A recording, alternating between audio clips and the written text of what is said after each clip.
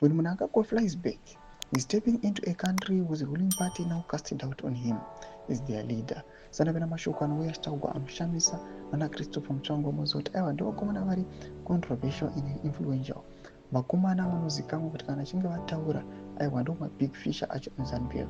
Zvinotonoti zviti unoreva subscribe or like on the bell icon. Tipinda panapa bepanhau reZimbabwe rachiti Emmerson Mnangagwa is no longer president of Zimbabwe. ZANU-PF information secretary Christopher Mutsvangu used his gig to endorse the party's rebellious Central Committee member Blessed Gesa as a trained military field officer possessing predominantly accurate intelligence.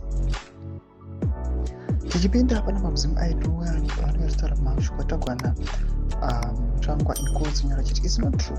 Rather, the people who are telling him to go on televisions are the ones who are behind the persecution of my son. So I must say, I'm surprised. For a field combat officer, he normally has got very good intelligence because he would not have survived the guerrilla as a guerrilla fighter in his intelligence was fraud.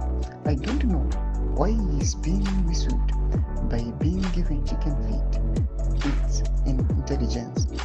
Meanwhile, the Women's League Secretary Mabuchi Mona appeared in an official ZANU-PF video clip during the day in which he referred to Mnangagwa as a former president. Ndo mashoko anobuda panapa achitaurwa panapa nana Chris Mutsvangu achiti aiwa panapa intelligence yageza ndedzechokwadi. Just because detsana dzedu dzenhemaka vangade vakapirira aiwa magorilla war affair nematrenches panapa pari kuonekwa kuti aiwa vachiuya panapa vachiexpose corruption kuti munyika aiwa vari kuuya vachitopi toti aiwa these guys they are credible, so vatotaura ichokwadi and we must comply to what they are saying. Mashoko ari kuitogwa panapa naChristopher Mutsvangu panguva ino iri very critical and controversial.